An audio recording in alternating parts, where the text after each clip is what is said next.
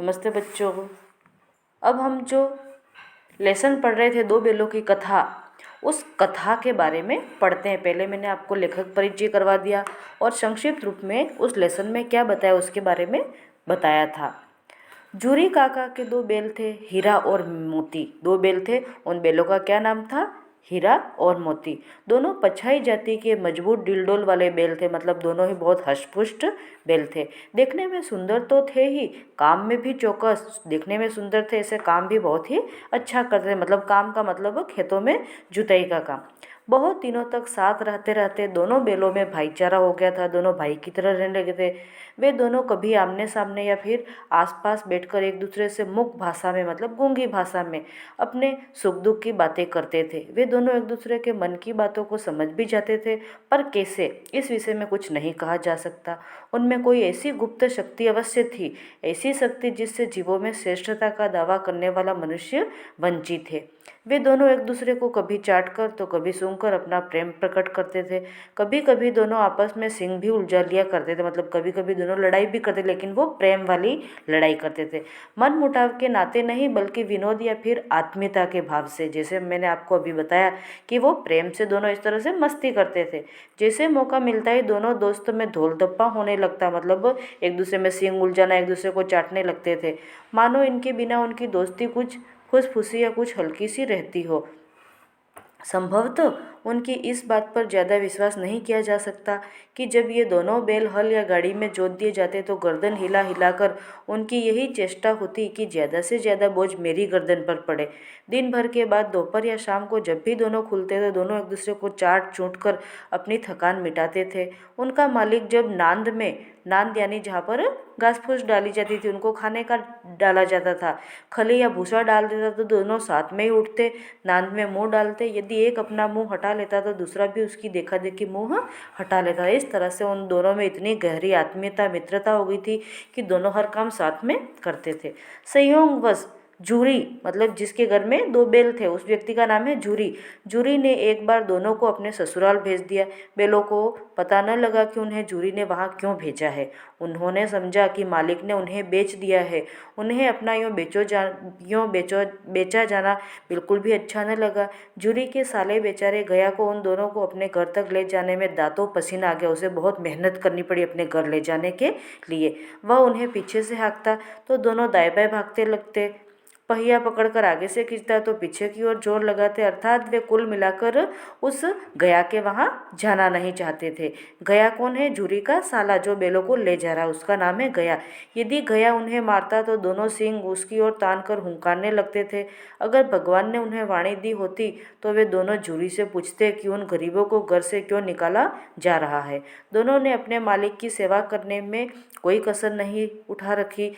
यदि फिर भी इतनी मेहनत से काम न चलता था तो काम ले लेते, पर मालिक की ही चाकरी में मर जाना दोनों को कबूल था। अर्थात वे दोनों सोच रहे थे कि हमने मेहनत में कोई कसर नहीं छोड़ी, यदि और भी मेहनत करवाते हमसे तो भी हम कर लेते, लेकिन मालिक ने हमें इस व्यक्ति के साथ क्यों बेच दिया। वे तो यही समझ रहे थे कि हम दोनों को बेच दिया, इसलिए वे ये सोचते हैं कि मालिक ने हमें ऐसे व्यक्ति के साथ में क्यों बेचा जो इतना जाली, मतलब वो ले जाते हुए रास्ते में उनके साथ मारपीट कर रहा था। इस वजह से शाम के समय जब दोनों बैल अपने नए स्थान पर पहुंचे तो दिन भर के भूखे थे, लेकिन फिर भी नांद में लगाए जाने पर एक ने भी उसमें मुंह न डाला। दोनों का यह सोचकर दिल भारी हो गया कि जिस घर को उन्होंने अपना घर समझा था वह उनसे छूट गया था। यहाँ आकर उन्हें नया घर, नया गाँव, नए आदमी सभी बेगाने से लग रहे थे। अर्थात जो हमारा घर था उस घर से तो हमें निकाल दिया गया, और यहाँ तो सब उन्हें नया नया लग रहा है, जिससे उन्हें वहाँ पर खाना भी नहीं भा रहा था। आखिर दोनों ने अपने मुख भाषा में सलाह मिलाई और एक दूसरे को कनखियों से देखा। एक दूसरे को दोनों अपने आँखों की दृष्टि, मतलब एक दूसरे को दोनों की तिरछी नज़र से आँखों के प्रेम पूर्वक दोनों ने देखा। दोनों आराम से वहीं लेट गए। जब सभी गांव वाले सो गए तो दोनों ने जोर मारकर अपनी रस्सी तुड़ा ली और तेजी से घर की ओर भाग चले।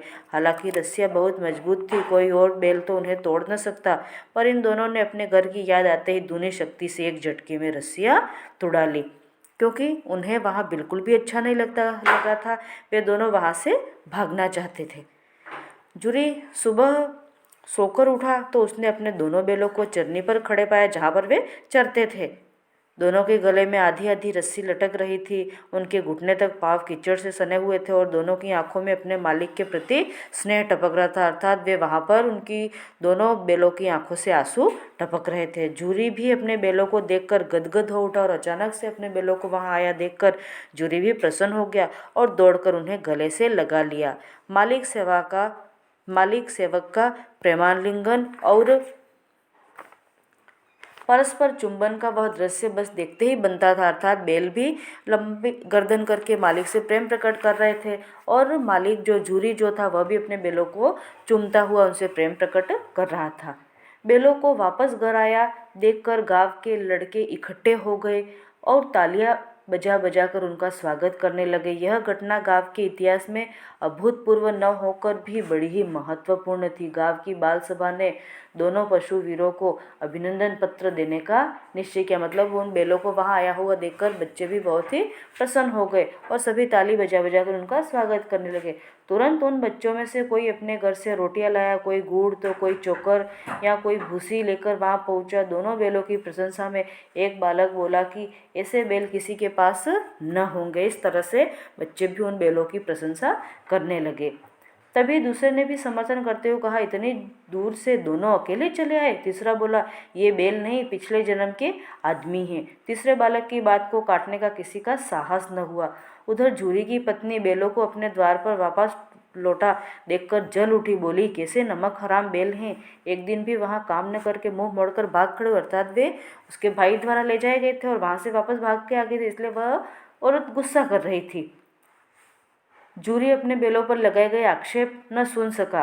नमक हराम क्यों है, चारा दाना नहीं दिया होगा तो क्या करते, इसलिए भाग आए होंगे। पत्नी भी रोब से बोली, बस तुम ही तो बैलों को खिलाना जानते हो और कोई नहीं, बाकी तो इन्हें पानी पिलाते होंगे, है ना। इस तरह से वह अपने भाई का पक्ष लेते हुए कहती है। जूरी भी कुछ चिढ़ते हुए बोला, चारा मिलता तो क्यों भागते, बोलो।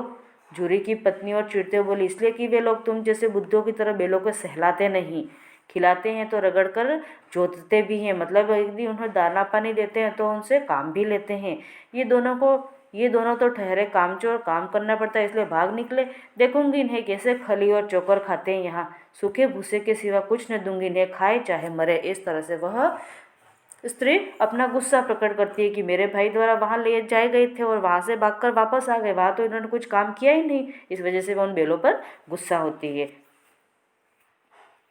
फिर तो यही होने लगा। जूरी की पत्नी ने मजूर को कड़ी तादीद, मतलब उन्हें कड़े शब्दों में कह दिया कि उन्हें आदेश दे दिया, बैलों को खाली सूखे भूसे के अलावा और कुछ न दिया जाए। बैलों ने नान में मुंह डाला तो उन्हें सब कुछ फीका फीका सा लगा। चारे में न कोई चिकनाहट थी और न कोई रस था। अब क्या खाए, इसी आशा में वे भरी आंखों से द्वार की ओर ताकने लगे कि मालिक आएगा और अभी हमें कुछ न कुछ अच्छा खाने का देगा। यह सोचकर वे उसकी ओर दरवाजे की तरफ देखने लगे। जूरी ने मजूर से कहा, थोड़ी खली क्यों नहीं डाल देता बे। मजूर ने भी तपाक से उत्तर दिया, मालकिन मुझे मार ही डालेगी। अरे तो कुछ चुरा कर ही डाला। जूरी झुंझलाते स्वरों में बोला, वह चिल्लाते हुए कि उससे नहीं देखा गया कि बैलों को इस तरह से रूखा सूखा खाना दिया जा रहा था। न दादा ना, तुम भी पीछे से उन्हीं की हाँ में हाँ मिलाओगे, मैं तो ना डालूं। इस तरह से जो मजदूर रखा था बैलों की देखभाल के लिए वह भी स्पष्ट शब्दों में नट गया, क्योंकि वह मालकिन से वह भी डरता था। इसका मतलब वह मालकिन थोड़ी क्रूर स्वभाव की थी। दूसरे दिन जूरी का साला फिर से उन दोनों बैलों को लेने आ गया। अब की बार वह दोनों को गाड़ी में जोत कर ले चला। रास्ते में चलते चलते 2-4 बार मोती ने गाड़ी को सड़क की खाई में गिराने की कोशिश भी की, पर हीरा ने संभाल लिया। हीरा कुछ ज़्यादा ही सहनशील था। जो मोती था उसे बहुत ज़्यादा गुस्सा आ जाता था, लेकिन हीरा उसे समझाता था, अर्थात हीरा थोड़ा गुस्सा को सहन कर सकता था। शाम को घर पहुंचकर गया ने दोनों बैलों को मोटी रस्सियों से बांधकर कल की शरारत का मजा चखाया। पहले तो उनके साथ मारपीट की, फिर वही रूखा सूखा भूसा उनके सामने डाल दिया। अपने दोनों बैलों को उसने खाने के लिए खली चूरी सब कुछ डाला। अब गया के 2 बैल थे, उनको तो उसने सब कुछ खाने में दिया और उसके जो बैल अपने बहन के घर से ले गया था उन्हें रूखा सूखा भोजन डाल दिया, भूसा डाल दिया। दोनों बैलों का ऐसा अपमान कभी न हुआ था। जूरी ने इन्हें कभी फूल की छड़ी से भी नहीं छुआ था। इस एक तो इनका अपमान मारपीट करके की गई और दूसरा उन्हें ऐसा सूखा भूसा देकर। जो जूरी उनका जो मालिक था उन्होंने कभी फूल की छड़ी से भी इनकी पिटाई नहीं की थी। टिटक टिटकार पर ही दोनों, उसकी एक टिटकार यानी उसकी एक आवाज़ पर ही दोनों उड़ने लगते थे, इतने तेज चलते थे हल जोतते समय। यहाँ उन्हें मार खाने को मिली, इससे उनका आत्मसम्मान तो आहत हुआ, साथ ही उस पर सूखा भूसा खाने को मिला। अब दोनों बैल भी बहुत नाराज भी हुए और क्रोधित भी हुए। दोनों आहत बैलों ने नांद की तरफ आंखें तक न उठाकर देखा जहाँ पर भूसा डाला गया था। दूसरे दिन जब गया ने बैलों को हल में जोता तो दोनों ने जैसे पाँव न उठाने की कसम खा ली थी। गया उन्हें मारते मारते थक गया, पर उन दोनों ने पाँव तक न उठाए। उस निर्दयी गया ने हीरा की नाक पर खूब डंडे जमाए तो मोती को गुस्सा आ गया, क्योंकि दोनों में मित्रता थी। वह हल लेकर ही भाग निकला। हल, रस्सी, जुआ, जोत सब टूट फूट गए। गले में बड़ी बड़ी रस्सियाँ न होती तो दोनों कभी पकड़ाई में न आते। मोटी रस्सियाँ होने की वजह से वे ज़्यादा भाग नहीं पाए और पकड़े गए। हीरा ने मोती से मुख भाषा में कहा, भागना व्यर्थ है। और हीरा ने मोती, जो दूसरा बैल था, उसे समझाते हुए कहना कि भागना व्यर्थ है, हम ज़्यादा भाग नहीं सकेंगे, इसलिए मत भागो, नहीं तो हमारी और पिटाई होगी। मोती ने उत्तर दिया, तुम्हारी तो इसने जान ही ले ली थी, कसाई कहीं का, अब की बार पकड़े गए तो बड़ी मार पड़ेगी।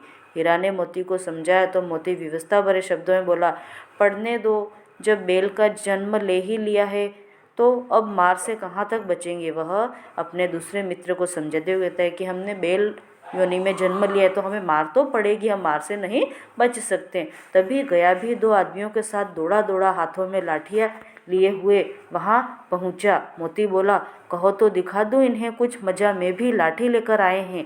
हीरा ने मोती को समझाते हुए कहा, नहीं भाई, खड़े हो जाओ। अर्थात वो कहता है कि नहीं, अब आप खड़े हो जाओ, नहीं तो हमारी और पिटाई कर दी जाएगी।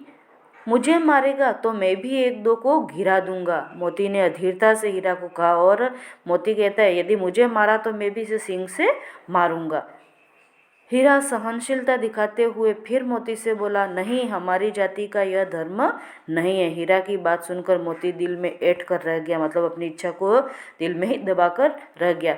तब तक गया भी वहां आ पहुंचा और दोनों को पकड़कर ले जाने लगा। शुक्र है कि उसने इस वक्त उनसे मारपीट न की, नहीं तो मोती ने भी पलटवार करने की सोच ली थी। उन दोनों के तेवर देखकर गया और उसके सहायक समझ चुके थे कि इस वक्त टाल जाना ही उचित है। अर्थात गया ने उस समय उन बैलों को देखकर उसने भाप लिया कि यदि मैं इन्हें मारूंगा तो यह भी मुझे कुछ नुकसान पहुंचा सकते हैं, इसलिए उसने उस समय उन बैलों को मारना उचित नहीं समझा। अब इनके प्रश्नोत्तर हैं आगे, वो प्रश्नोत्तर देखिए कि पहला प्रश्न है, कहानी में बैलों के माध्यम से कौन कौन से नीति विषयक मूल्य उभर कर आए हैं। तो इसमें दोनों बैलों के बारे में आपको लिखना है कि किस तरह से दोनों, मोती है जो अत्यंत गुस्सा करता है और फिर हीरा उसे समझाता है, उस बारे में आपको लिखना है। दूसरा प्रश्न है, किन घटनाओं से पता चलता है कि हीरा और मोती में गहरी दोस्ती थी। तो जब उनका जो मालिक था जूरी, जिन्हें खेत में जोतता था, तो दोनों बैल चाहते थे कि मैं ज़्यादा वजन सहूँ और दोनों को चारा पानी दिया जाता, दोनों एक साथ खाते थे, दोनों एक साथ अपनी गर्दन उठा देते थे और वे दोनों गया के घर से इकट्ठे भाग निकले थे। इस तरह से उनके बारे में जो भी घटनाएं वो आपको लिखनी है। तीसरा प्रश्न है कि गया मोती को दोनों बार सूखा भूसा खाने के लिए क्यों दिया। क्योंकि गया जो है वह पराये बैलों पर अधिक खर्च नहीं करना चाहता था, इसलिए उसने ऐसा खाना दिया। ओके, नेक्स्ट पार्ट हम अगली क्लास में पढ़ेंगे। धन्यवाद।